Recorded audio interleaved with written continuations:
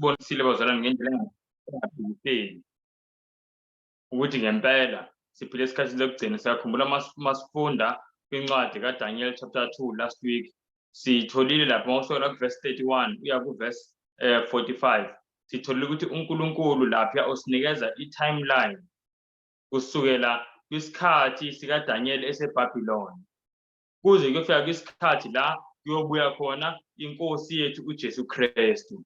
So sikubonile konke lokho bazalwane, and sabona ukuthi lo mavesi la mawubuka just the number of verses, it's 15 verses from verse 31 all the way to verse 45. And uyazi ukuthi thina bazalwane siphila kulamavesi wesibili, kulamavesi amabili wokugcina, kulamavesi amabili nje wokugcina. So thina siphila ngempela kumngcele wezwe eliphakade bazalwane, siphila la uJesu seyizobuya khona ngempela, and nezinto ezenzakalayo ziyabonakalisa. You know, bengibuka nje bazalwane kunezinto ezenzekile in the past week ezingenze ngabona ngempela ukuthi bazalwane siphila ekugcineni.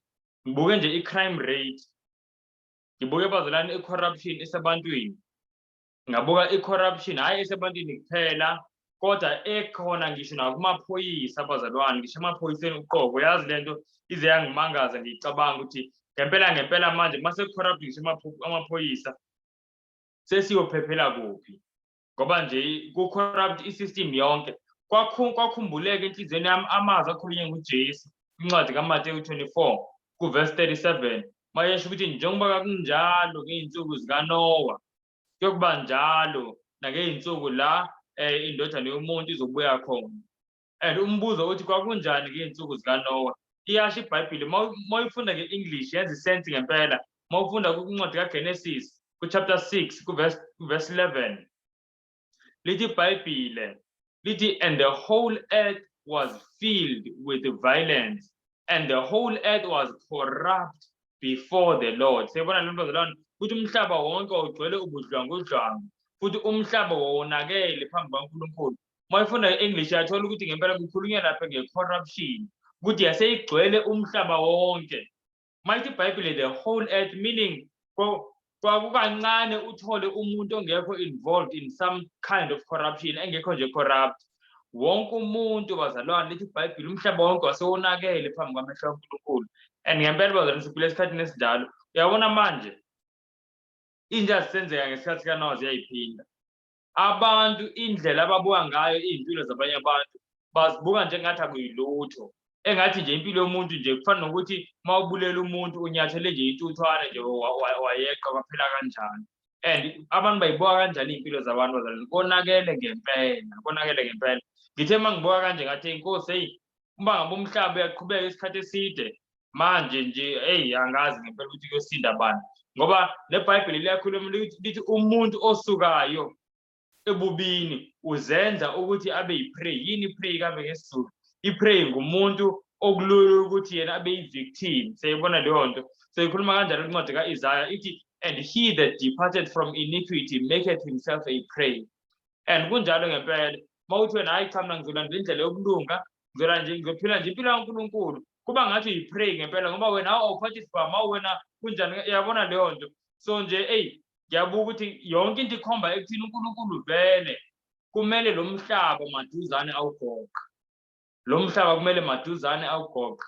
And sizobuka namhlanje ngoba sifunde kuDaniel chapter 3 bazalwane ukuthi isikhathi ngempela siphelile. Ezinye izinto besikhuluma ngazo last year, ezinye izinto besifunda ngazo last year, sizobona ukuthi seziyenzeke already this year. Yazi ngeke ngamangali ngathi ukuthi uNkulunkulu ngempela yaqamba amanga. Lokhu besikufunda siyakubona sekuyaqala kuyenzeka. But we'll see as siqhubeka nesifundo. Ake siyeni incwadi kaDaniel chapter 3. Daniel chapter 3. And yazi bazalwane nokunye ngiyokusho, njengoba nje siphila ngempela ey'nsukwini zokugcina wangempela, kufana nasesikoleni. Esikoleni makuyinsuku zokugcina zonyaka,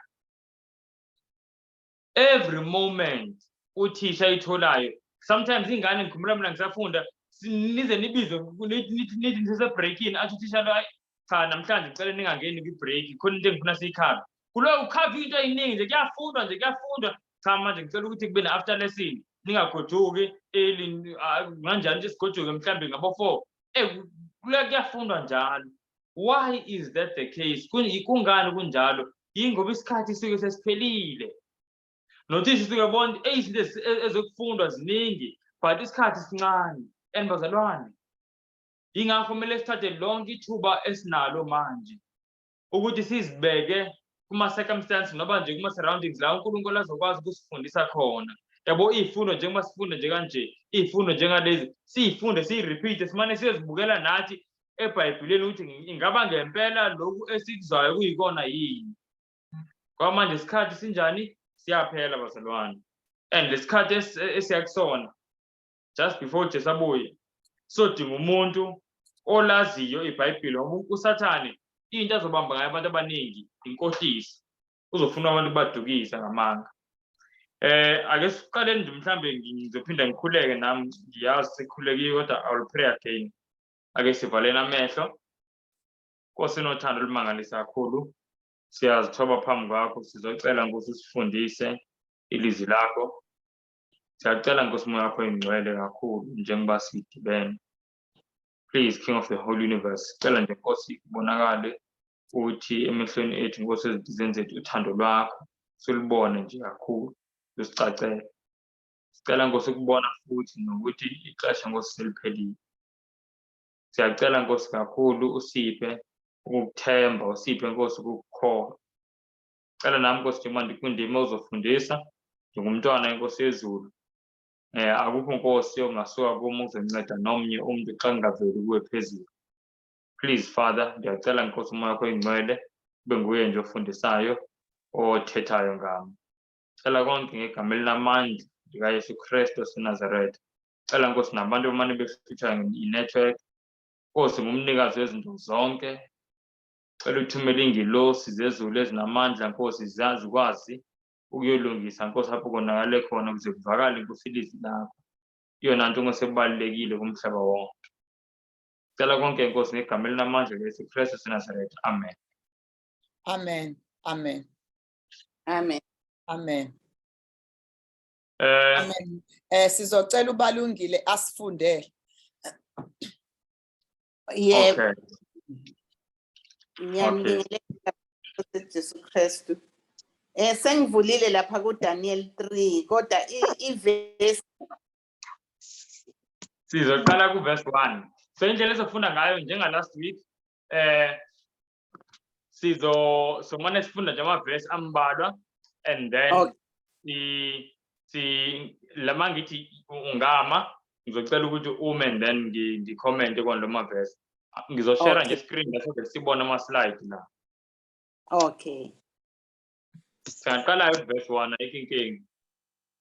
Yebo. uDaniel isahluko sesithathu. Isithando somlilo ovuthayo. Uverse 1 ufundeka kanje. uNebukadnesari inkosi wenza isithombe segolide. Ubude baso buyizingalo ezingama-60. Ububanzi baso buyizingalo eziyisithupha. Wasibeka ethafeni laseDura esifundeni saseBhabheli.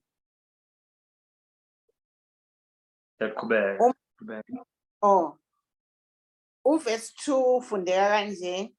uNebukadnezari inkosi wayesethumela ukubutha izikhulu nababusi nezinduna nabahluleli nabaphathi zikhwama nabomkhandlu nabameli nabo bonke abaphathi zifunda ukuba beze ekwahlukaniselweni kwesithombe uNebukadnezari inkosi esimisileyo.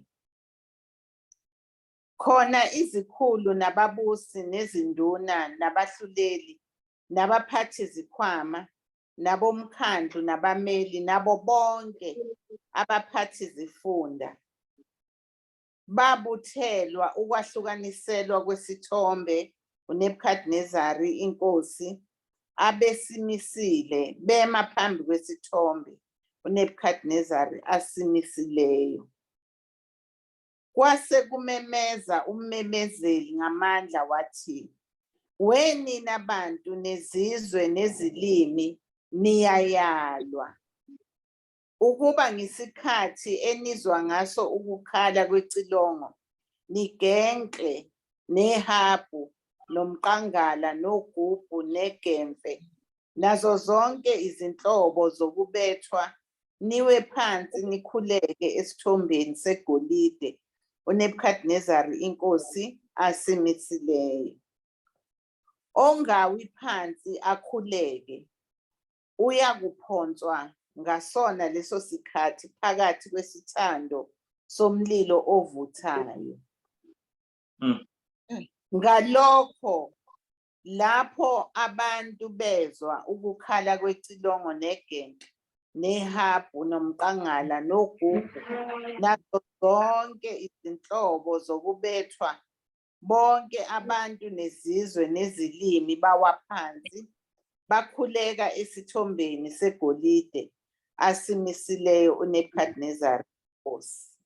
Amen. Bese ibambeni lapho ebazalwane. Okay. Lana siyathola bazalwane ukuthi uNebukadnezari kuthiwa wenza isithombe esikhulu segolide, siyasibona la esithombeni. Wasenza lesithombe siyabona nala lesithombe lesegolide uNebukadnezari, and siyakhumbula last week ukuthi besike safunda na last week safunda ngesithombe. Siyakhumbula bazalwane sifunda ngesithombe last week, last Sunday. Kodwa mawufunda ngesithombe sakuDaniel chapter 2 sona sithi uNebukadnezari ikhanda legolide, ngisho kwakuvele isithombe esinekhanda legolide nezingalo nesifuba zesiliva nesisu namathanga wethusi nomlenze futhi yensimbi nezinyawo eziyibumba ingxenye futhi eziyinsimbi ingxenye. Kwabe sekubonakala netshe elisikwe kungenga ngasandla entabeni. Kwabonakala lelitshe lishaya isithombe liphihliza zonke ley'nsimbi, wonke igolide, yonke isiliva, lonke ithusi, konke nje, and lelitshe kuthi laba yintaba enkulu. Wathi uNkulunkulu mase echaza lokhu-ke ngoDaniel washo ukuthi ley'nsimbi lezi kanye lama-metals, igolide, isiliva, ithusi, insimbi, ubumba, konke lokho kumele ama-kingdoms, imibuso ezoba khona la emhlabeni. Kodwa njengoba kubonakele itshe lishaya ley'nsimbi lezi, uNkulunkulu ekugcineni uyena uzobeka owakhe umbuso ongasoze udlule ozoba khona naphakade, yabo. Wabese uNkulunkulu wamchazela futhi uNebukadnezari mawufunda kuDaniel 2 verse 39 uthi wena uyileli khanda legolide, kodwa emva kwakho kuzovela omunye futhi umbuso ozoba mncane kunawe, kodwa uzoba khona uzodlula lo wakho umbuso. Lo wakho umbuso ngeke ube khona naphakade. Nasemva kwalowo mbuso futhi kuzovela omunye umbuso wesithathu ozobusa umhlaba wonke, verse 39 lo kaDaniel chapter 2. So uNkulunkulu wayemcacisela uNebukadnezari ngalesi sithombe awayembonise sona chapter 2 ukuthi angeke umbuso waseBhabhiloni ubuse unaphakade. Manje uNebukadnezari wenza isithombe chapter 3 esiphikisa lesithombe esambulwe uNkulunkulu. Esithombe esambulwe uNkulunkulu siveza ukuthi umbuso kaNkulunkulu ozobusa inaphakade. Kulesithombe sakhiwa uNebukadnezari la chapter 3 siyabona ukuthi sonke siyigolide, okusho ukuthi sonke simele iBhabhiloni, simele umbuso kabani? KaNebukadnezari. Wakha isithombe uNebukadnezari esiveza ukuthi iBhabhiloni liyobusa unaphakade. So wayiphikisana kahle kahle nalo mbono ovezwe uNkulunkulu ukuthi umbuso wakhe uNebukadnezari uzofika isikhathi la uzodlula khona, and ekugcineni ngumbuso kaNkulunkulu ozomuna phakathi. Wayiphikisana nalowo mbono. And bazalwane, kunesifundo nje esincane esisitholayo la kulento esiyibonayo kuverse 1 ukuthi ezikhathini eziningi nabantu bayenza lento. Abantu bazama ukuyikhandela ndingathini ezabo izinto esikhundleni saloko uNkulunkulu athi angabapha kona njengesipho. Awuthi ngichaze. uNebukadnezari into akumele ayenze, akumele abuze kuDaniel athi, "Hey, ngoba ngiyabona ukuthi umbuso uzodlula, kunombuso ozoma unaphakade. Ngingenza kanjani ukuthi ngibe yingxenye yalo mbuso ozoma unaphakade?" Sayibona leyo nto? Kodwa akabuzanga kanjalo uNebukadnezari, ngoba kukhona okwambonisa ukuthi mangiyingxenye walo mbuso ozoma unaphakade, ngizobe ngibuswa, ngizobe ngingabusi. Ngizobe ngingabusi mina, kuzobe kubusa inkosi yalowo mbuso ome unaphakade. Manje angifuni ukubuswa, ngifuna ukuyibusa mina. Wangayihluphi ngokubuza lokho, wathi hayi, wathi ngiyikhandele mina ubukhosi obuzoma unaphakade. Kodwa konke lokho bazalwane kwafeyila, ngoba naku namhlanje akubusi ubukhosi baseBhabhiloni, yabo, nale mbuso ekhona iyadlula. Nakanjalo-ke nathi singabantu sinako lokhu bazalwane ukuthi sizama ukuyikhandela izinto uNkulunkulu athi uyasipha zona mawukuthi siyamvumela ukuthi abuse ekuphileni kwethu. Isibonelo nje injabulo. Baningi abantu abaphilayo la emhlabeni bezama ukuyikhandela injabulo. Kodwa mawufunda iBhayibhile kwincwadi yamaHubo chapter 16 kuverse 11, lithi iBhayibhile, Jehova uyakungitshengisa indlela yokuphila. Lithi ebusweni bakho kunentokozo engunaphakade, nasesandleni sakho sasekunene kukhona injabulo egcwele epheleleyo. Sayibona bazalwane? So iBhayibhile liyasho ukuthi intokozo, injabulo, konke lokho kutholakala kwipresence kaNkulunkulu, ebukhweni bukaNkulunkulu.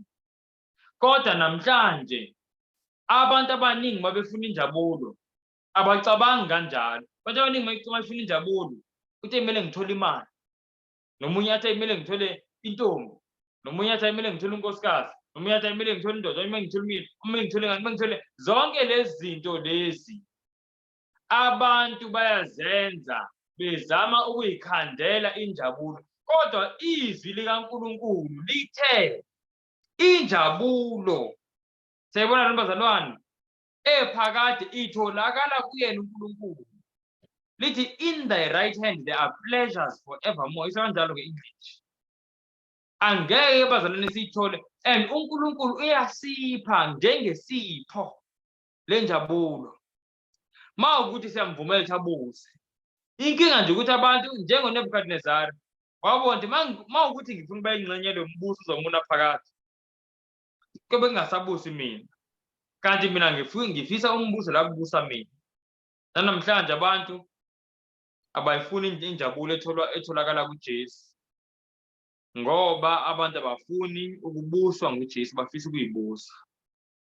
Bazalwane, injabulo asiyitholi kunye indawo. Leli lizwe esilifundayo liqinile, lisolid, kulula ukuthi bazalwane kugudluke umhlaba wonke kunokuthi izinto ezilotshwe la kuleli lizwe zingenzeki. Malithi iBhayibhile injabulo itholakala kuNkulunkulu kuphela, isuke kuNkulunkulu kuphela, iNkulunkulu kuphela. Uyabona manje sikwisimo bazalwane sokugcina ngempela. uJesu ayikhulumile ngaso, ngoba uJesu mawufunda kwincwadi kaMark chapter 13 kuverse 8, kuyasho uJesu ukuthi umbuso uyokuvukela omunye umbuso. Akhuluma ukuthi isizwe sivukele esinye isizwe, athi kuyoba khona ukuzamazama komhlaba kwindawo ngey'ndawo, athi kuyoba khona indlala ney'nkinga. Uyazi la gama lithi iy'nkinga kwi-English lithi troubles, yigama elithi tarake ngesiGreek, tarake, and lisho mawulalele lisound engathi lithi anarchy. And bazalwane lisho leyo nto ngempela, kusuke likhuluma nge-anarchy. Anarchy ile nto abathi social unrest, lokutoyitoya lokhu esikubona kugcwele nje kwimibuso ngemibuso. uJesu ukubalile lokho ukuthi kuzokwenzeka kakhulukazi mase sifika ey'khathini zokugcina, and njengoba sikubona bazalwane kusenzeka ngempela, ngisho nala eSouth Africa kuyenzeka ngamandla, futhi bazalwane kuseza okungaphezulu kwalokho sikubonayo, kuseza bazalwane. Uba uJesu uthe kuzokwenzeka ngendlela eyisimangaliso. mase kusondele ukubuya kwakhe manje sekusondele ukubuya kaJesu sizokubona konke lokhu kodwa bazalwane uyazi ukuthi into eyenza zonke lezi zinto lokutoyitoya ingoba imibuso yomhlaba izama ukunikeza abantu into imibuso ingeke ikwazi ukunikeza abantu uyabona mawufunda kwiBhayibheli kwincwadi yamaHubo mhlawumbe asike siyifunde asike siseqe incwadi yamaHubo nje kancane siyibone lento ufuna asike siyifunde ngesiZulu siyise asene kumaHubo 145 isifundo verse 16 no 17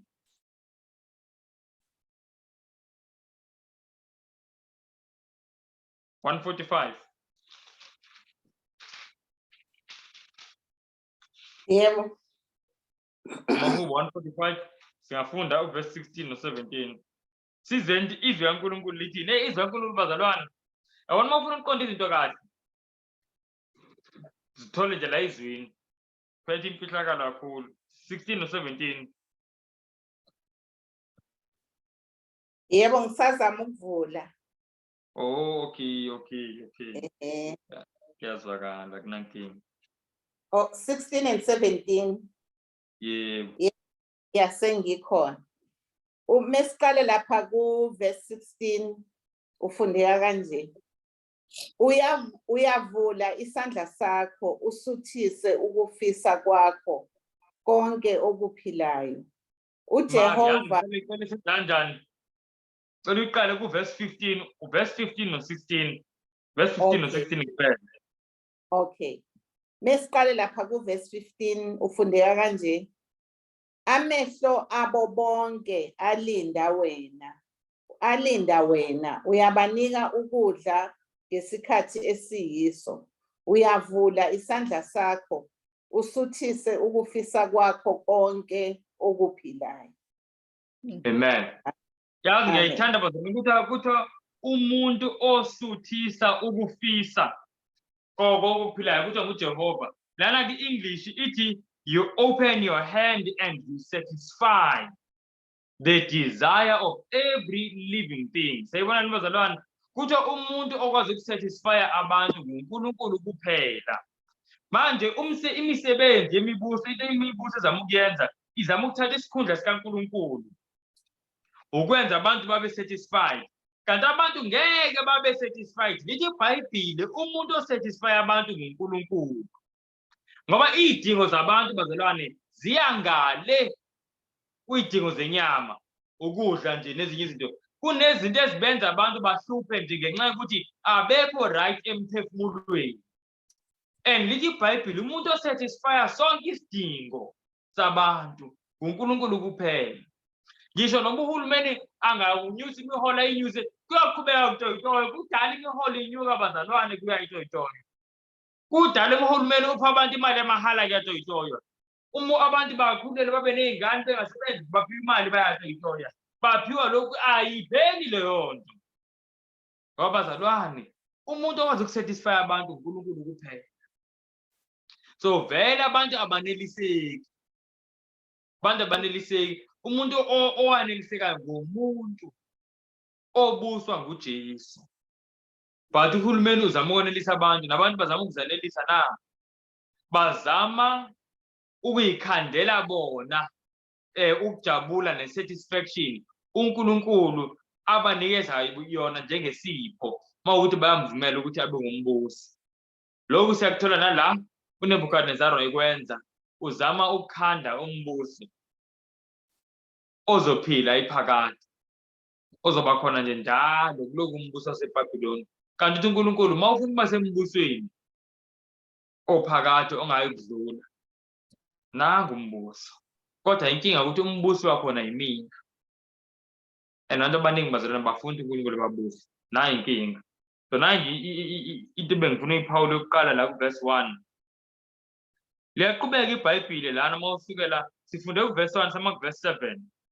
liyaqhubeka bazalwane iBhayibheli likhuluma ukuthi abantu babizwa izikhulu zonke ekuthiweni babizwa ngoba kuthiwa kuzodedicatwa le image le sayibona leyo bazalwane kuthiwa izokwahlukaniselwa kodwa mase befika lapha babizwe khona hawu sebeshayela umthetho uthi verse 4 kuthiwa abantu katha nina abantu bezizwe zonke nezilimi zonke niyayalwa. Ukuyalwa ukuthini? Ukubekelwa umthetho. Bayalwa ukuthi mabeza zonke ley'nhlobo zomculo, lamahabhu nogempe ney'gubhu zonke lezi zinto, kuthiwa abashone phansi bakhuleke kulesi sithombe. Bona bazi ukuthi kuzodedicate-wa lesi sithombe. Manje mase befike la sekuthiwa kuyakhulekwa. Ma kufika-ke bazalwane, kukhona nabanye abafana esizofunda ngabo manje abamaHebheru, njengoba nibabona esithombeni, bona abazange bakhuleke. Kodwa lithi iBhayibheli ku-verse 7, wonke umuntu wakhuleka. Yini eyenza ukuthi wonke umuntu akhuleke? Verse 6 yasitshela, yingoba kakuthiwe umuntu ongakhuleki uzophonswa esithandweni somlilo. Seyizwa bazalwane? Now le chapter lesikuyona ikhuluma ngokukhuleka. Kumele siyibambe leyo theme. This chapter is about worship.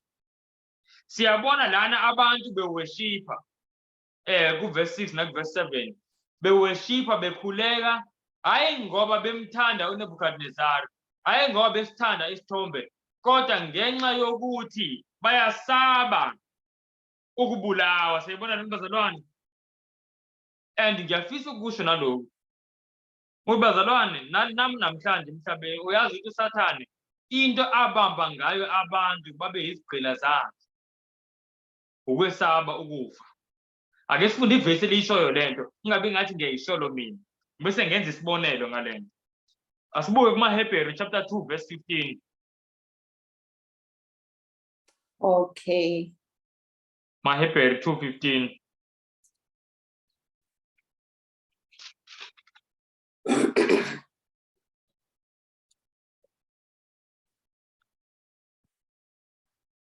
Yebo, ngisavula. Akunankinga. Njengoba bazalwane sihamba kancane kancane lesicathulisana, ngifisa ukuthi lama lessons esathola la kule chapter angene ey'nhliziyweni zethu, ngoba njengoba sasifundile ekuqaleni ukuthi uNkulunkulu mayeloba la kwincwadi kaDaniel, le ngxenye yencwadi kaDaniel engesona isiprofeto kodwa ewumlando nje wempilo kaDaniel nabangani bakhe, uyilobe uNkulunkulu ngoba efisa ukuthi lento isifundise thina esizophila ey'khathini zokugcina. Lisho njalo iBhayibheli amafunda kwabaseKorinte bokuqala chapter 10, siyakhumbula ku-verse 11, lithi konke lokhu kwenzeka kubona kwaba yisibonelo futhi kulotshelwe thina, thina esiphila ezikhathini zokugcina zalo mhlaba. So konke lokho sikufunda kulotshelwe thina, singatshe nje sifuna nje isitori esenzeka ngalesa sikhathi. Le nto ilotshelwe thina nje, yebo yenze ngalesa sikhathi kodwa ilotshelwe thina ngoba iyisibonelo. Kunezinto ezizoyiphinda la. Lithi iBhayibheli into kade ikhona ilokhu okukhona, nalokhu kusazoba khona yilokhu kwakade khona, akukho okusha phansi kwelanga. Umshumayeli chapter 1 verse 9 lo. Ngamanye amazwi i-history iyayirepeater. History repeats itself. So uNkulunkulu ufisa sazi lezi zinto, sifunde iy'fundo lezi. Siyathola labantu bekhuleka ngenxa kwesaba ukufa. Asibukeni la kumaHebheru 2 verse 15. Yebo. La kumaHebheru 2 verse 15 kufundeka kanje. Abakhulule bonke labo abathi ngokwesaba ukufa ekuhambeni kwabo, konke babeboshelwe ebugqileni. Amen. Ikhuluma la ngoJesu ukuthi uJesu weza ukuthi azobakhulula labo abathi ngenxa yokwesaba ukufa ekuhambeni kwabo bonke babeboshelwe ebugqileni. Siyayibona leyo nto? Nge-English yasho la ku-verse 15 ithi, and deliver them. Ithi Jesus came to deliver them who through the fear of death were all their lifetime subject to bondage. Siyayizwa bazalwane? So kuthiwa into ayisebenzisayo la uSathane ukubamba abantu ebugqileni ukwesaba, futhi ukwesaba ukufa. Uyazi bazalwane le nto le, hey, yabona kuyimanje yenzeka. Iyenzeka kakhulu. uSathane uzothi kumuntu, hey, yenza ubugebengu kanje nanje, ngoba phela mongabenzi uzolamba uzodlani pho mongabenzi ubugebengu mawungangeni nekule corruption uzodlani lapho umuntu uqala asabe indlala and ukwesaba indlala kuyelelana nokusaba ukufa ngoba ulambile ugcina uthini usifa nabanye futhi abakhonzayo so mhlawumbe umuntu ukhonza amadlozi safunda last year bazalwane ngobungozi ubuNkulunkulu uthi umuntu ofile akazi lutho umuntu oshonile akazi lutho ithule yabo Mshumayeli chapter 9 verse 5 no 6 lo uthi uNkulunkulu akafuni sikhulume noba sikhonze noba sihlabele abantu abangasekho ngoba bazilutho siyibona leyo bazalwane kodwa komunye noma seyilizwi iqiniso lelizwi kaNkulunkulu kuba nzima ukuthi alilandele ngisho noma eliphatha iBhayibheli insuku zonke siye enkonzweni kodwa kuba nzima ukuthi alilandele leli Bhayibheli eliphathayo ngoba utsheliwe ukuthi wanqamula nje leso siphandla leso wanqamula nje leyo ntambo leyo uyafa uzofa nje and umuntu ngenxa yokwesaba ukufa ugcina eyisigqila sikaSathane siyibona lo bazalwane manje njengoba sifunda le chapter le iyasilungiselela isikhathi esiphila kusona nesikhathi esizoya kuzona nje manje sizobona uma sesiphetha lesifundo ukuthi isikhathi esiya kusona sinjani bazalwane isikhathi ngempela esinzima and uNkulunkulu uyasilungisela ukuthi akekho umuntu ozokwazi ukumkhonza kahle uNkulunkulu mawukuthi usasaba ukufa angisho lisho kanjalo bazalwane iBhayibheli kwincwadi kaTimothy lithi uNkulunkulu lithi for God has not given us a spirit of fear siyibona leyo bazalwane ithi but of love of purity and of a sound mind athi sho kanjalo so kuthi uNkulunkulu asinikezanga ispirit umoya obugwala kusho ukuthi umoya obugwala awuveli kuNkulunkulu mawungaveli uNkulunkulu umoya obugwala kusho ukuthi vela kuba vela kuSathane ziningi izinto bazalwane uNkulunkulu athi asizenzeni kule nsuku yokugcina kodwa ngenxa yokwesaba noma sesingasasabanga nje ukufa sesesaba mhlambe angazi sisaba ukulamba mhlambe umunye asaba ukuthi asaba ukuthi mhlambe ngathi akaphephile endaweni ethile kuningi nje bazalwane noba yini omunye asabe nje ukuhlekwa omunye asabe ukuthi hayi ukuthi mhlambe kuzofa yena kodwa mhlambe kuzofa ireputation yakhe bazothini-ke manje mase ngikhuluma ngoJesu phakathi abantu abaningi kanje uyayibona leyo nto ngesaba so uNkulunkulu ohlola inhliziyo iyakwazi ukuyibona inhliziyo ukuthi lenhliziyo lena isebugqileni bukaSathane and into eyenza ukuthi ibe isigqili ngokwesaba nabo abantu labazalwane bagcina bekhuleka esithombeni hayi ngoba besithanda kodwa babesesaba asiqhubekeni bazalwane ngalo del verse asiyeni sibuyele kuDaniel chapter 3 ngicela sifunde kuDaniel chapter 3 sizofunda manje from verse 8 to verse 18 bazalwane imnandi le ndaba yale ncwadi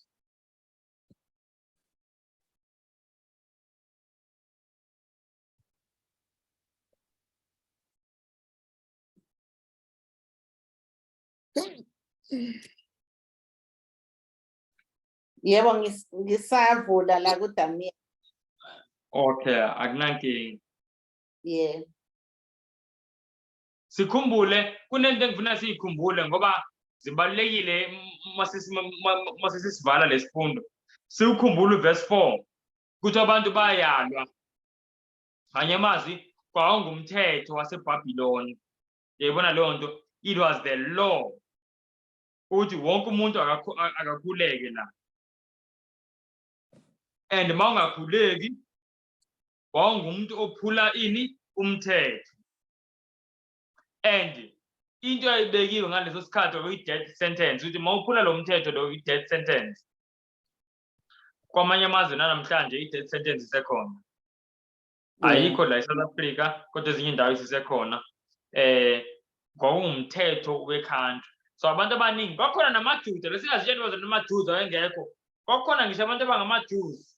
Babesazi lento abayenza ayikho right. Kodwa manje baxekile hawu. Phela sizobulawa la. futhi bathi enhliziyweni zabo futhi lento umthetho phela angisho phela ave kuyilona yini iBhayibheli lesifundisayo ukuthi kumele sithobele umthetho wesizwe manje nangu umthetho phela ubekiwe umthetho nangu ngumthetho lo so sithini ayi mina ngibona ukuthi asivele sikhulekeni vele soyilungisa indaba noNkulunkulu masiqeda ukukhuleka nje ukukhuleka nje kayi-1 la bese siphinde emuva yabo basho kanjalo abaningi kodwa uma sizofunda la ku-verse 8 kuya ku-verse 18 sizothola kwakhona abanye ndingcosana encane singafunda from verse 8 to 18 Yebo.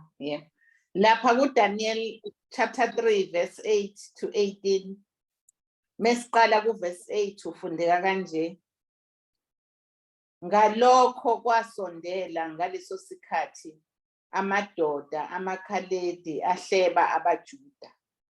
Athatha athi kuNebukadnezari inkosi, mana njalo nkosi, wena nkosi ukhiphe isimemezelo sokuba bonke abantu abeza khala kwecilongo negenke nehabhu nomqangala nogubhu negemfe nazo zonke izinhlobo zokubethwa bawe phansi bakhuleke esithombeni segolide nokuba ongawi phansi akhuleke aphonswe phakathi kwesithando somlilo ovuthayo. Kukhona amadoda abaJuda owabeke phezu kwezindaba zesifunda saseBhabheli, oShadrach, noMeshach, no-Abednego. Lawa madoda Nkosi awakunakanga, awakhozi onkulunkulu bakho, awakhuleki esithombeni segolide osimisileyo. Khona uNebukadnezari wayaleza ngolaka nangokufutheka ukuba kulethwe oShadrach, noMeshach, no-Abednego. Base beletha lawo madoda phambi kwenkosi. uNebukadnezari wathatha wathi kuwo, kungamabomu yini Shadrach, Meshach, no-Abednego, ningakhonzi uNkulunkulu wami, ningakhuleki esithombeni segolide engisimisileyo na? Manje uma nilungele ukuba ngesikhathi enizwa ngaso ukukhala kwecilongo negenke nehabhu nomqangala nogubhu negenze nazo zonke izinhlobo zokubethwa niwe phansi nikhuleke esithombeni engisenzileyo kuhle, kepha uma ningakhuleki niyakuphonswa ngasona leso sikhathi phakathi kwesithando somlilo ovuthayo. Ngumuphi onkulunkulu oyakunikhulula ezandleni zami na? oShadrach, noMeshach, no-Abednego baphendula bathi enkosini, Nebukadnezari, thina asidingi ukukuphendula kule ndaba. Uma kunjalo uNkulunkulu wethu esimkhonzayo unamandla okusikhulula esithandweni somlilo ovuthayo. Yebo, uyakusikhulula esandleni sakho Nkosi. Kepha noma kungenjalo, makwazeke kuwe Nkosi ukuthi asiyukukhonza onkulunkulu bakho. Ngeke sakhuleka esithombeni segolide osimisileyo. Amen. Amen. Bazalwane, nayi nesithombe siyabona ukuthi kwenzakalani. Kwathi kusakhulekwa lapha esithombeni, njengoba sibona basala bemile abafana. And you know bazalwane, lento le ukhuluma iqiniso. I-rebuke i-rebuke kakhulu kuthina njengamaKristu esiphila kwisikhathi la sesimbonile uJesu elenga esiphambanweni efa ukufa okuyihlazo ongathi ngumthakathi efela izono zethu efa bazalwane kabuhlungu uJesu. Labantu uyabona labafana bathembeka ngalolu hlobo bengakaliboni nalolu thando olukhulu kangako leNkulunkulu olumangalisayo ukuthi uNkulunkulu anganikela ngendodana yakhe ukuthi izofa ngenxa yethu. Babengakaliboni ngokuphelele kwalo, babelazi uthando kaNkulunkulu yebo, kodwa babengakaliboni ngale ndlela bazalwane uNkulunkulu thina seyisambulele ngalo kule covenant entsha. uNkulunkulu manje bazalwane usambulele ngendlela emangalisayo uthando lwakhe. Bekufuze ngaba abantu ababephila ngalesa sikhathi bazalwane, uyabona ngokwethembeka kumele ngaba thina sihamba phambili, kumele ngaba siyabedlula kahle kahle ukukhuluma iqiniso. Ngikusho lokhu ngoba bazalwane, uyabona kathi bebizwa ukuthi abakhuleke kulesi sithombe, kangashiwo ukuthi abashintshe inkolo yabo mhlambe akube into abayenza every day. Kwakulesi sikhathi nje kuphela. Babefike bashone phansi, baqeda kushona phansi wonke umuntu kuyagoduka, kuphele kanjalo. Uyabona ukuthi indlela babemthanda ngayo uNkulunkulu babengafisi ngisho ukuthi even once, just bowing nje kayi-1 kuphela. Benze nje kayi-1 into ezomphoqa. Athi cha. Ngeke sithi sibhekile ngamehlo. Senze into ezomphoqa uNkulunkulu sibhekile. Hayi nokuthi sithi iphutha, sibhekile. Bese sithi uNkulunkulu siyamthanda. Awu ngeke. Abakwazanga. So siyathola la kuverse 12 ukuthi ngempela abakhulekanga abazalwane. So yize iBhayibheli lithe lapha kuverse 7 wonke umuntu wakhuleka kulesithombe, belichaza ukuthi abantu abaningi, the overwhelming majority, but kwakhona nje laba abawu-3 kuphela, and nabo indlela lesixuku sasisiningi ngaso nendawo babekuyona indlela enkulu ngayo, kwakunzima ukuthi inkosi ibone wonke umuntu. Yingakho labantu kwakumele bazohletshwa ngabanye la enkosini ukuthi abayenzanga lento. Yabo, inkosi ayibonelanga yona. Inkosi yezwa ngabanye abantu ukuthi hayibo nabo abantu bakwaJuda abakhuleki phela kulesithombe. Seyizwa leyo nto, ngoba kakugcwele indawo yayinkulu kakhulu le ndawo. Inkosi amehlo wayo awengafinyeleli kubo bonke abantu indlela akugcwele ngayo. Kwabonakala nje labantu abathathu bame kanje, abasho nokuthi omunye mhlawumbe wayethi ayazi bafethu asike sibophe izicathulo nje kube ngathi nathi siyagqoka, noma mhlawumbe noba sagqobanga nje akube ngathi nje yabona nje senza nje into yokuthi singabe sime straight kanje. Cha phela ngeke, kodwa bama kanje njengoba sibona esithumbeni. Inkosi bazalwane kuthiwa yagcina yeza kubona inkosi mase iluzo loludaba. Inkosi mayifika kubona, nasi isifundo ngicela sisibone, sisigcine inhliziyweni zethu. Inkosi mayifika kubona abathathwa abaphonswe emlilweni. Cha. Yize icommand ibithe abantu abangakhulekanga bazophonswa emlilweni khona manje, kodwa laba abathathwanga baphonswa emlilweni, inkosi banikeza elinye ithuba futhi. Siyabona kuverse 15 ithi manizwa ke futhi mawukuthi senilungile-ke, seniready, manizwa futhi lo mculo lo, ley'gubhu nogempe labo, shonani phansi nikhuleke kulesithombe. Mawukuthi kanikhuleki-ke niyaphonswa esithandweni somlilo. Ubani lo uNkulunkulu okunisindisa ezandleni zami? So into esiyitholayo lapha bazalwane, inkosi ayibabulali njengoba bengakhulekanga kulesithombe, kodwa inkosi ibanikeza elinye ithuba lokuthi bacompromise, lokuthi bamphoxe uNkulunkulu. USathane wayisebenza la, and njengifisa sibuke bazalwane ukuthi uSathane njengamaKristu akajatshuliswa ukuthi umuntu ufile ethembekile. Siyabona leyo nto. Umuntu ojabulayo ukuthi hayi ufe uthembekile, ufele kuJesu, nguye uNkulunkulu. Ingakho iBhayibheli mawufunda kumaHubo kuchapter 116 kuverse 15 lithi iBhayibheli kuyigugu emehlweni kaJehova ukufa kwabangcwele bakhe. Uyayibona leyo nto. Kodwa kuSathane mawukuthi umuntu ubambelele ebungcweleni lonto yamcasula, so uSathane njalo uzokunikeza amathuba wokuthi ucompromise. Siyayibona leyo nto. Njalo uSathane mawukuthi namhlanje ukwenzile okulungile, mhlawumbe noba kusemsebenzini bekuthiwe awuke uqamba amanga wenze ukuthi, noba awuke ukhulume ukuthi, noba yini oyenzile ukuthi ayihambelani nentando kaNkulunkulu, wena uthi ayichala ngengikwazi ukuyenza, noba ube nendlela yokuyiphepha, uSathane uzobuya futhi azama ukunikeza ithuba lokuthi ekugcineni uSathane into ayifunayo ukuthi wena umphoxe uNkulunkulu ukuthi compromise. Njengoba sibona ukuthi bayanikezwa ithuba. uNebukadnezar engafuni ukubabulala, ayifuna ukuthi bacompromise bo.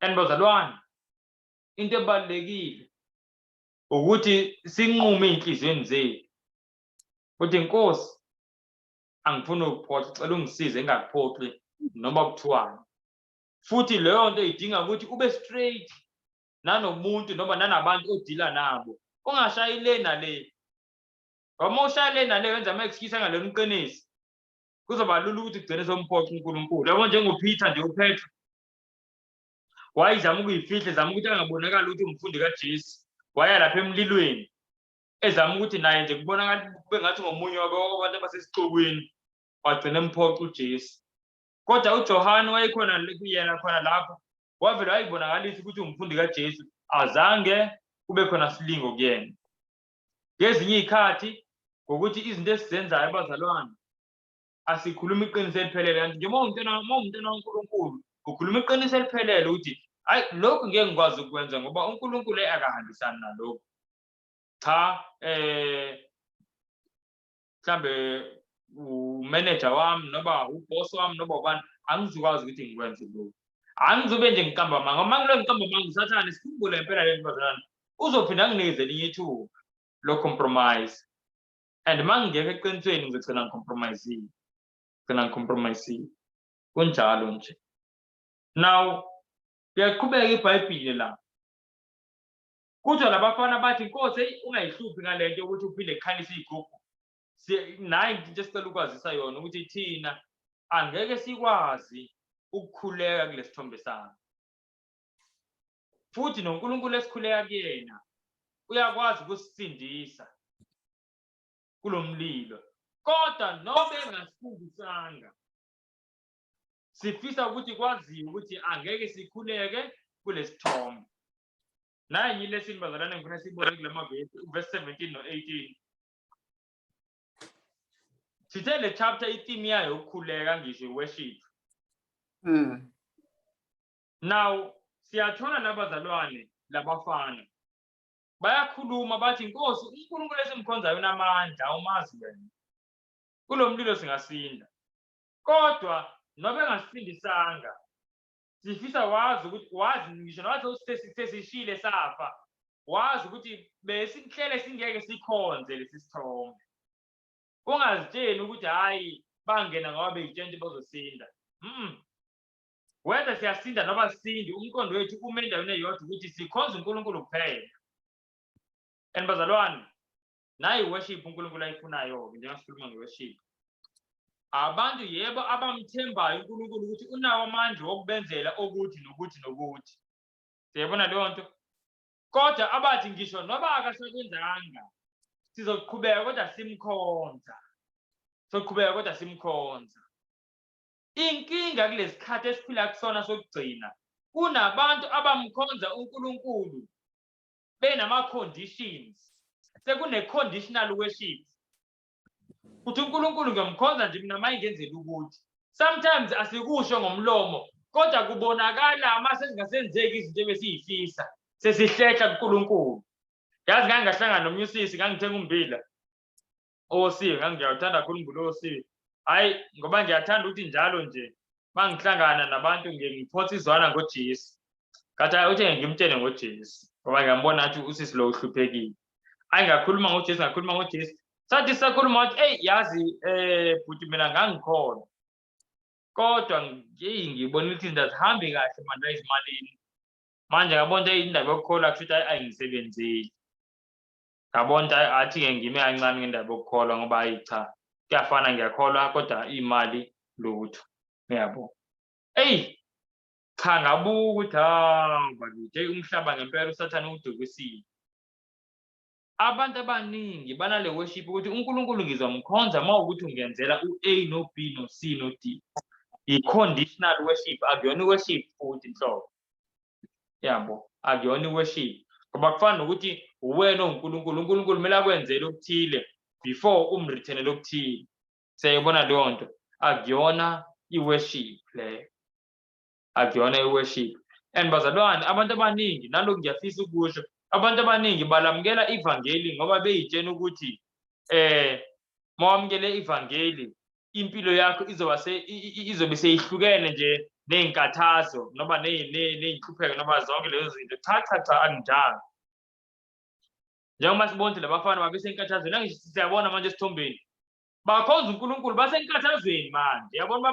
bakhonjwe imikhonto inkathazo lebakuyona kodwa uNkulunkulu into ayithembisile ukuthi kuzo zonke izinkathazo uzokuba nathi akathembisanga uNkulunkulu ukuthi ngeke ibe khona inkathazo kodwa uthe uzoba nathi mawufunda kuJohn chapter 16 ku verse 33 siyakhumbula uJesu uthini uthi kulelizwe nizoba nazo izinkathazo nizoba nazo izinhlupheko uthi kodwa thokozani ngoba ngilinqobile izwe siyibona nibazalwane so uJesu uthi yena olinqobile izwe uzokuba nathi so angathi ngaphuma ngempela kuthina le njengoba ngempela siyakhubeka singamaKristu makwenzeka into ezibhlungu ngendlela emangalisayo kuthina ongathi mawungumKristu kunezinto njengamele zenzeke kuwena bazalwane ngathi inkosi yezulu yaphila impilo ebhlungu kanje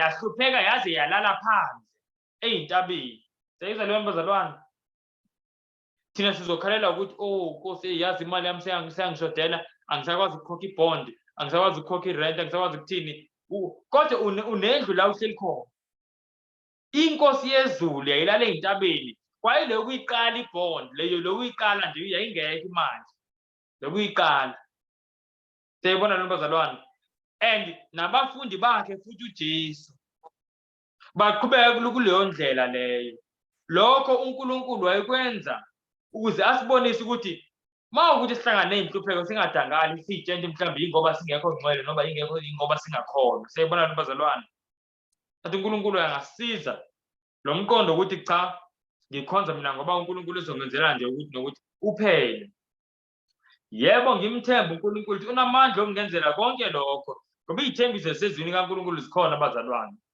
sho njalo umpostoli uPaul uncwadi kwabaseFilipi chapter 3 verse 19 uthi uNkulunkulu uzofeza zonke izidingo zenu siyibona leyo nto ithi iBhayibheli futhi nakumaRoma chapter 8 mawufunda ku verse 34 uthi uNkulunkulu ongayigodlanga indodana yakhe ukuphela kwayo angathini ukuthi anganinikeze konke enikufisayo siyibona nibazalwane so ziningi izithembiso zikaNkulunkulu kumele simthembe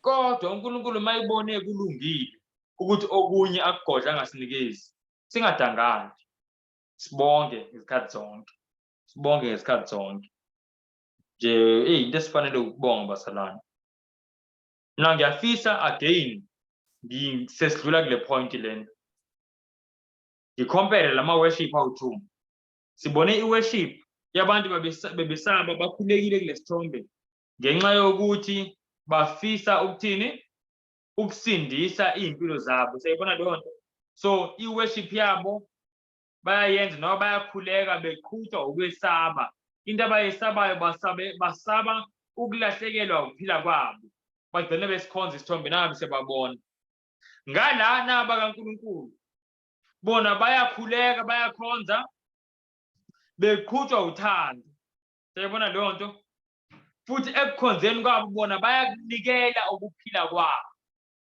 abanye bayakhuleka beqhutshwa ukwesaba futhi bakhuleka ngoba besaba ukulahlekelwa ukuphila kwabo kodwa nabo bakaNkulunkulu bona baqhutshwa uthando and ekukhulekeni kwabo bayakunikela ukuphila kwabo so i-true worship yila umuntu ekunikela ukuphila kwakhe kuJesu Kristu ingakho mawufunda incwadi kaLuka chapter 9 ku verse 24 uthi uJesu lowo ofisa ukuyisindisa impilo yakhe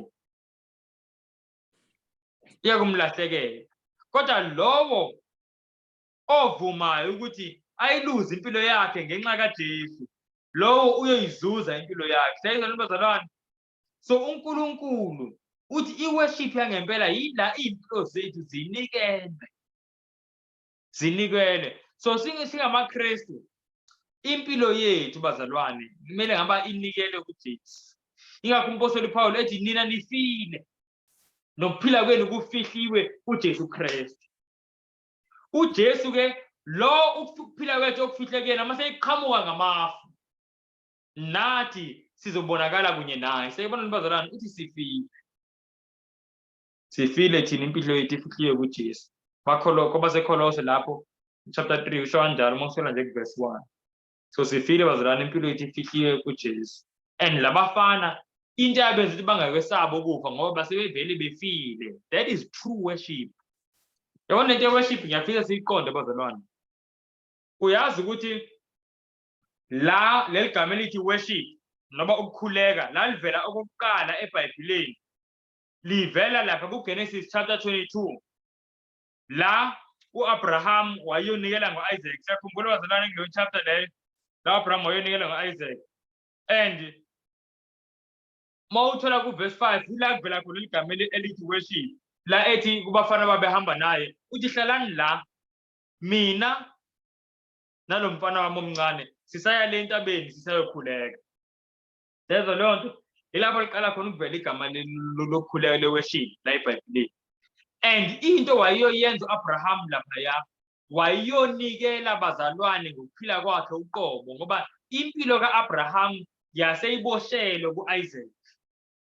Yonke into ayifisa uAbraham ukuthi uzoyithola uzoba nayo zonke izithembiso noNkulunkulu ayimenzele zona zazi ku-Isaac. uAbraham maseyinikela ngo-Isaac unikela ngakho konke owake wakuphilela wakuthokozela.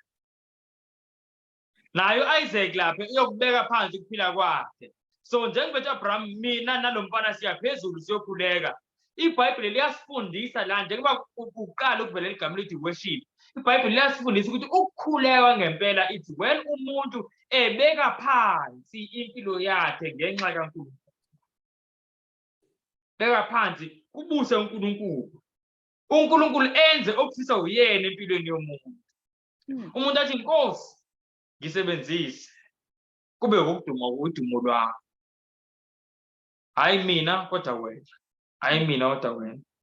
And bazalwane siyayithola lento la bafana beyenza impela. Ukukhuleka kweqiniso.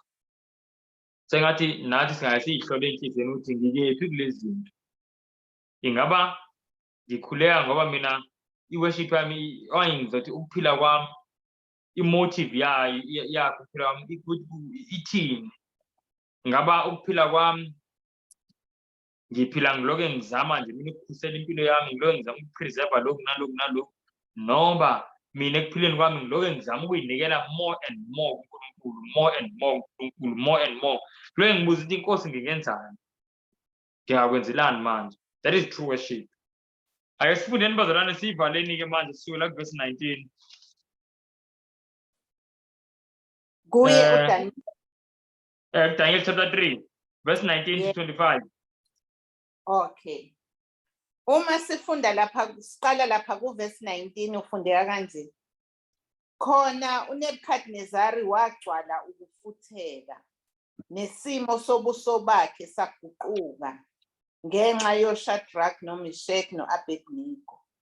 Wakhuluma wayaleza ukuba isithando somlilo sishiswe kasikhombisa ngaphezu kwalokho okuke kwabonwa sishiswa ngakho.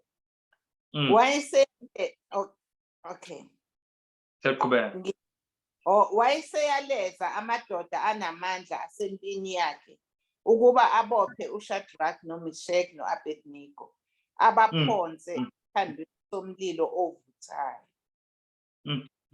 Aboshwa-ke lawa amadoda egqoke amayembe namabhulukwe nezigqoko nezinye izingubo aphonswa phakathi kwesithando somlilo ovuthayo. Ngalokho ngokuba isiyalezelo senkosi sasicindezele nesithando somlilo sasishisa kakhulu, ilangabi lomlilo lawabulala lawo madoda abakhuphula oShadrach noMeshach noAbednego. Kepha lawa madoda amathathu oShadrach noMeshach noAbednego awela phansi eboshiwe phakathi nesithando somlilo ovuthayo. Khona uNebukadnezari inkosi wethuka wasuka wakhuluma wathi kwabomkhandlu wakhe, angithi siphonse amadoda amathathu eboshiwe phakathi komlilo na?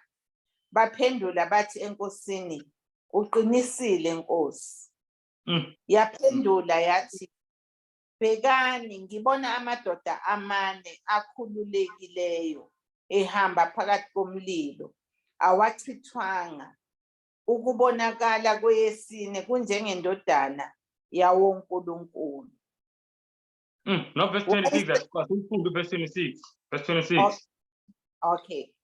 Wayesesondela uNebukadnezari emnyango wesithando somlilo ovuthayo. Wakhuluma wathi, Shadrach, Meshach, no-Abednego, nina zinceku zikaNkulunkulu ophezukonke, phumani nize lapha. Base bephuma oShadrach, noMeshach, no-Abednego phakathi komlilo. Amen. Amen, amen, amen. Amen. Now, bazalwane, very quickly, now ngifika sikubuke la. Bayaphonsa emlilweni labafana. And verse 23, kuthi baphonselwa phansi, number 1. Number 2, kuthi babeboshiwe. Seyizwa lona bazalwane.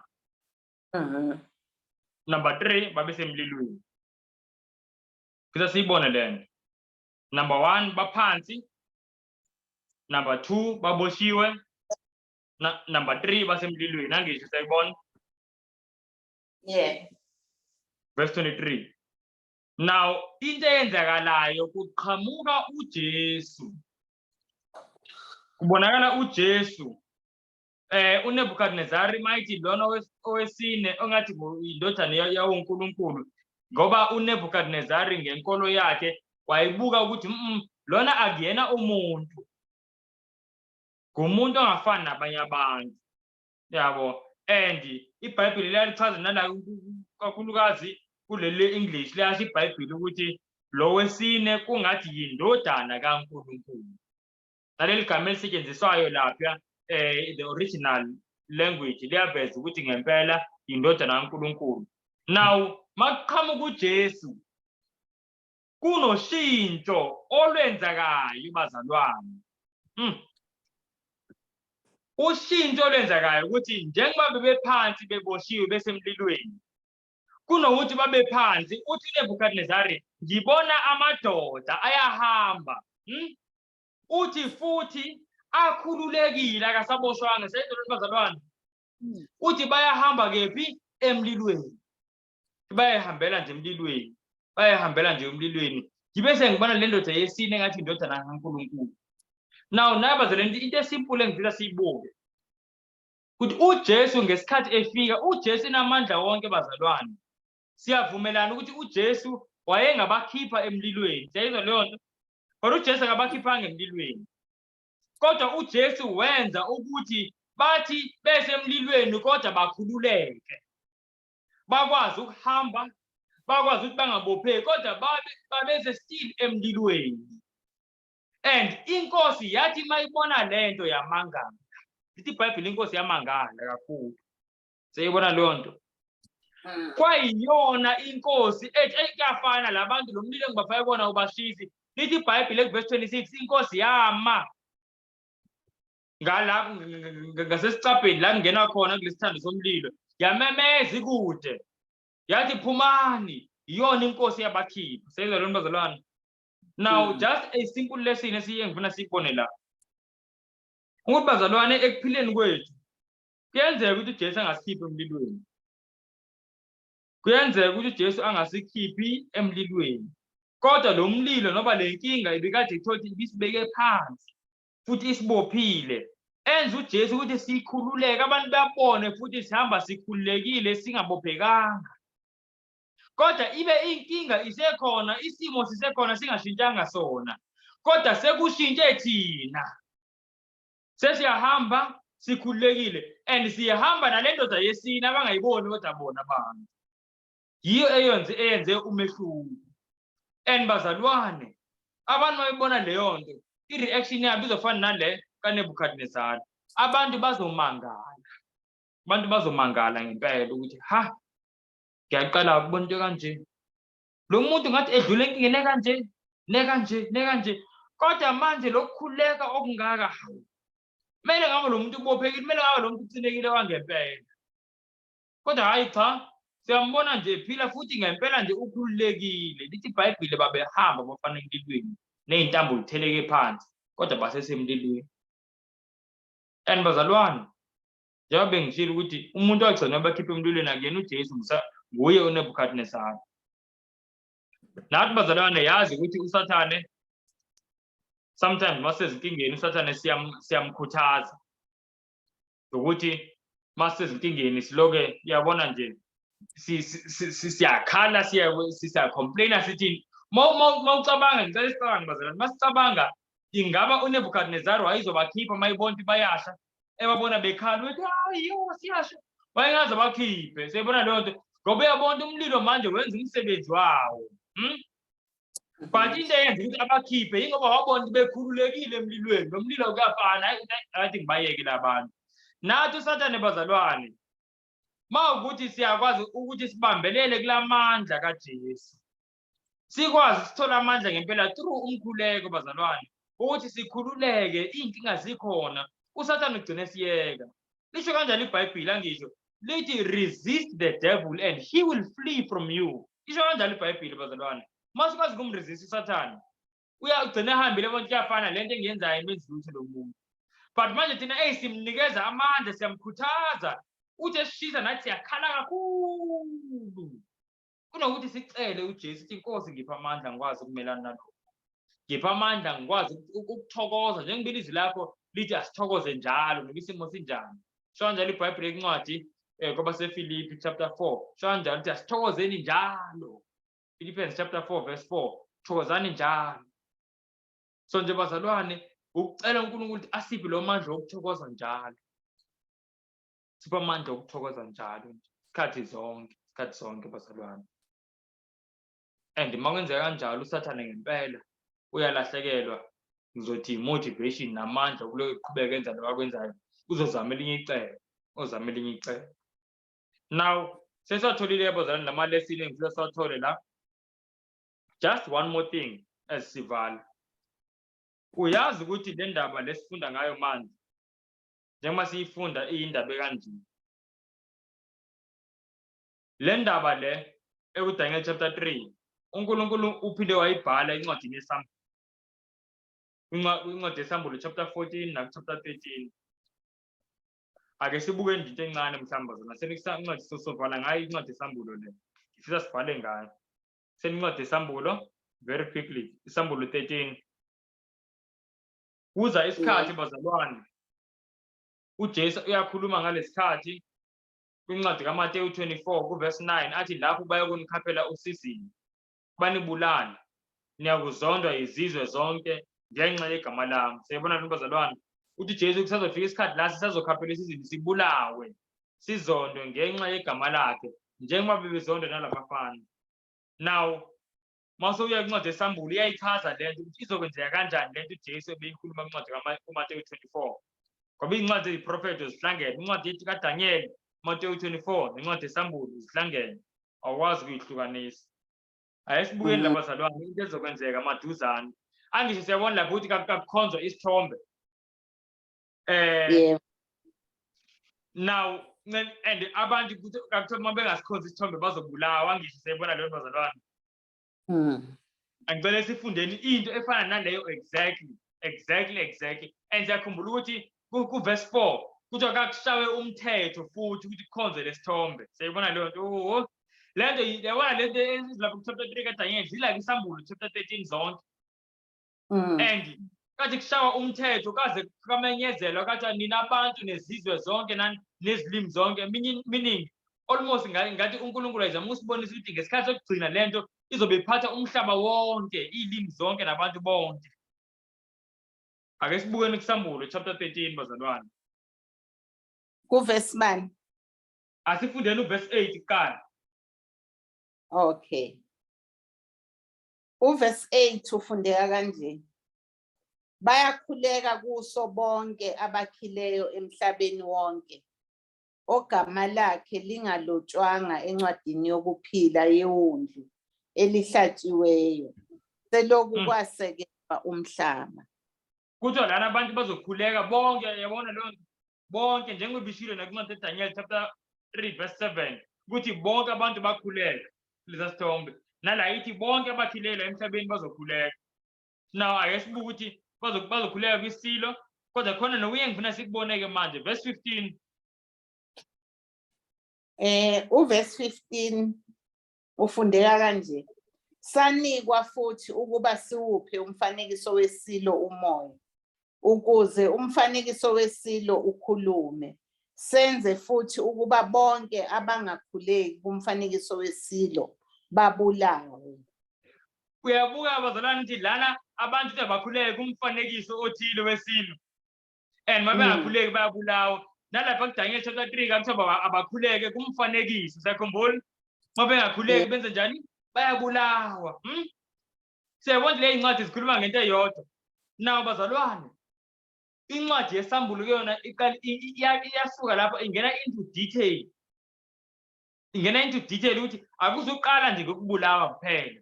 Nayo into ezoqala yenziwe asiyifunde ku-verse 15. I mean ku-verse 17, sorry. Asifunde no-16, asithi 16 and 17. Sibona into izoqala kanjani before ifike ekubulalweni manje kule khathi zethu. Yini ezoqala yenzeka? Verse 16, senza futhi ukuba bonke abancane nabakhulu, nabacebileyo nabampofu, nabakhululekileyo nabayizigqila, bazibeke uphawu esandleni sabo sokunene noma ebunzini labo ukuba angabikho ongathenga nokuba athengise uma engenalo uphawu, igama lesilo noma isibalo segama laso. Amen. Bazalwane, nanje siyibonayo. Kunomthetho ozoshawa njengeBhabhiloni. Lithi iBhayibhile kuDaniel chapter 3 verse 4. Kuthi abantu bayalwa kashawa umthetho. Nala kuncwadi yesambulo chapter 15, chapter 13 verse 15. Kuthi abazalwane isilo sizokhuluma. Ukukhuluma kesizwe siyazi isilo simele imibuzo, ukukhuluma kombuso umthetho waso. And kuthi abazalwane sizokhuluma ukuthi bonke abantu abangakhuleki umfanekiso wesilo bayabulawa. So makuthiwa siyakhuluma meaning sishaya ini umthetho. Kuzoba ngumthetho. And abantu bakhuleka kanjani kumfanekiso wesilo nakusona isilo? Kuthi bakhuleka kuso ngokuthi bamkele uphawu lwesilo. Seyizwa leyo nto? Lana sekungena enye idetail engekho manje chapter 3 ukuthi sekukhona nophawu lwaso futhi isilo. Sekukhona nophawu lwaso futhi umfanekiso wesilo. Siyabona leyo nto. And ukuthi abangawutholi umfanekiso wesilo ku-verse 17 ukuthi angeke bakwazi ukuthenga nokuthengisa. Uyazi bazalwane lento sake sayifunda last year. Abanye mhlawumbe babengekho kuma-lessons sifunda last year. So sisazoyiphinda namanje ngoba iyavela nala kwincwadi kaDaniel ezisiqhubeka nencwadi kaDaniel. But uyazi bazalwane, kathi sifunda last year ngakhuluma ngezomnotho ngoba la lithi iBhayibhile abantu abangakhuleki kulo mfanekiso wesilo, abangalamukeli uphawu lwesilo, the mark of the beast, kuthi abazukwazi ukuthenga nokuthengisa. Abazukwazi bazogcina bengakwazi ukungena ey'tolo, bazovalelwa ukuthi abakwazi ukungena ey'tolo bathenge. Bazogcina bengakwazi ukungena ukutrade nje ngemali, bazogcina bengakwazi uyisebenzisa. Futhi nokuthengisa, mina ngokuthengisa ngama-services wabo, whether ama-skills wabo noba yini, noba ukusebenza, yonke leyo nto ukuthengisa, it's to trade. Abazukwazi ukuyenza leyo nto uma bengenawo umfanekiso wesilo, uma bengenawo uphawu lwesilo, bengakhuleki umfanekiso wesilo. Uyazi bazalwane into esayifunda last year ukuthi ukuze kwenzeke kanjalo kumele kuqale lo umnotho lo esikuwona uguquke, ngoba indlela i-economy eyiyona manje njengoba sisetshenziswa imali yephepha, safunda ukuthi ngeke kwazeke ukuthi abantu bavinjwe kuthi hayi awusakwazi ukuthenga, awusakwazi ukuthengisa. Ngeke kwazi ukuthi abantu bavimbeke ngoba manje imali isenjani, iseseyiphepha, ayinagama lamuntu. Noma manje anginalo uphawu lwesilo, kodwa ngoba imali engiyisebenzisayo yami ayibhalwanga igama lami, ayibhalwanga ukuthi Sipe, iwu-100 nje kuphela. Siyabona leyo nto. Kodwa imali enegama lomuntu imali edigital. Siyabona leyo nto. Yingakho noma kufrizwa ama-account abantu be-corrupt, kufrizwa imali edigital esebhenki. Kodwa lo muntu uma eno-cash uyakwazi ukwenza yonke into, uyakwazi ukuthi athenge enze yonke into kunjalo nje. So ukuze bazalwane umfanekiso wesilo kufike kulesikhathi sokuthi abantu bayakhuleka kuwona bamukele nophawu lwesilo, imali kumele iqale ishintshe ibe digital. And sabona last year ukuthi ngempela lelo shintsho seliqalile, sekufakwa imali edigital manje ngendlela eziningi. But ngikhumbula bazalwane ngikhuluma ngokuthi imali edigital abantu abaningi ngoba abayifuni bazogcina beyamukelisa ngokuthi umnotho lo esikuwona uzofeyila. Naye enye article sake sayifunda lento khona kusifunda ngangilo ngiyiveza lento yabona nakhona futhi unyaka wayo 2022 ngilo ngiyiveza la khona umuntu oyisisho uprofessor wase-America, professor of applied economics, esho ukuthi ngendlela abona ngayo ukuthi ngo-2023 umnotho cishe uzoginqeka, umnotho cishe uzofeyila. And lento ngangiyiveza bazalwane ngoba ukuze abantu bonke bangene kule mali edigital kumele kuqale le mali esikuyona manje i-economy esikuyona ifeyile and then kungene entsha ke le digital kunjalo nje. And manje bazalwane njengoba wayisisho lo baba lokuthi izofeyila i-economy, uyazi ukuthi just now manje bazalwane, this is a few days ago kune bank elase-America elicollapsile, one physical bank and one bank elidila ngemali edigital, cryptocurrency. Bathi lana 2 US banks collapsed in 48 hours. Which ones are next? Kuta Silvergate saved the cryptocurrency industry, while SVB was the bank for Silicon Valley tech startups. Kuta bazalana abantu baluze izimali, whether or not izobuya imali yabo through insurance akekho umuntu osho. But abantu bayiluzile izimali kumabhenki wabo. And bazalwane, leyazi lento ngifuna ukuqamba amanga. Ngikhuluma lento bazalwane nginesiqiniseko ngayo izofika, izogcwala umhlaba wonke lento. I-economy izocollapse. And kuyamangala ukuthi lento besifunda ngayo last year and sesiyabona already iyaqala yenzeka. And basakhuluma futhi sike sizwe bazalwane ngo-Moody's. Kuthiwa chief economist le yo-Moody's, yakwa-Moody's, le economic firm. Kuthiwa chief economist issues dire warning about looming recession. Lena bazalwane manje ngoMarch. Manje 2023 ngoMarch nje. And beyikhuluma manje recently nge-7. So uthe mayibuka yonke lento keep warning ukuthi we are on the brink of a recession bazalwane. And yonke le recession isilida kwinto eyodwa. Central bank digital currency, imali edigital. And le mali edigital into eyenza ukuthi ngikhulume ngayo anginandaba nemali, but into eyenza ukuthi ngikhulume ngayo manje kule sifundo yingoba le mali edigital bazalwane ugcwaliseka isiprofethi ukuthi phambi kokuthi abantu bakwazi ukuthi bavinjwe ukuthi bathengise kumele kuqala imali ibe digital. So mase kwenzeka lokho kumele sazi ukuthi bazalwane uphawu lwesilo selisondele, i-mark of the beast seyisondele ngendlela emangalisayo. And bazalwane ya uNkulunkulu asisize nje ngempela sikwazi ukumelana nezikhathi ezisibuke ngamehlo, siqine nje othandweni likaJesu, siqine kakhulu ekumthandeni uJesu ngoba into ezomenza umuntu wonke umuntu ame uthando, ezomenza umuntu wonke ame uthando. Ukwesaba bazalwane kunqoba ngothando nje kuphela, izokwenza ukuthi umuntu ame uthando nokumthemba uJesu. Kanti uNkulunkulu asisize bazalwane, asivale ngoba isikhathi sethu sisiphelele. Ngivule nje ithuba for imibuzo mhlambe nama-comment. Nkosi enothando olumangalisayo kakhulu, siyakubulela ngesifundo siphe sona.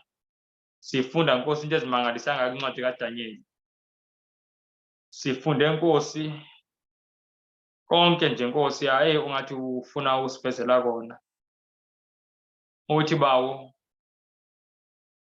asikuvumele ubuse ezimpilweni zethu ukuze konke ohlose ukusipha kona kube zizipho sikwazi ukuthi sikufumane Nkosi.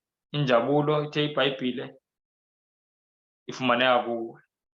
Ilizwi lakho Nkosi eli alixoki. Siyafunda Nkosi futhi ukuthi indlela ofuna sikukhonze ngayo indlela Nkosi yokunikela ukuphila kwethu kuwe. Surrender Nkosi, sivume ukuthi ukuphathe nje ukuphila kwethu nje yonke lento esiyifundayo Nkosi. Kule chapter sifunda nje nge-worship, indlela ofuna sikuworshiphe ngayo ba ukuphila kwethu Nkosi kunikelwe kuwe. And at any point Nkosi makungathi ukuphila kwethu masikubeke phansi ngenxa yakho, sivume Nkosi bakubekwe phansi. Nangoku siyafunda Nkosi, sibona nje iziprofethi ukuthi ezinye izinto wasibonise zona kulo nyaka ophelile ziyenzeka. Sincede Nkosi siphaphame, sincede Nkosi sivuke. Nami Nkosi ngiyalidinga kakhulu uncedo, siyalidinga sonke Nkosi uncedo. Ukuba nje Nkosi sisondele kuwe, sihlukane nesono. Sijule Nkosi kakhulu ngothando lwakho. Sincede Nkosi sithandane nathi ngoba into ezosinceda Nkosi ukuthi sime kula maxesha ukuthemba nokukuthanda. Sincede kakhulu Nkosi yezulu, sicela konke ngegama likaYesu Kristu Nazaretha. Amen. Amen. Amen bazalwane. Sisizovulela imibuzo uma kukhona onombuzo.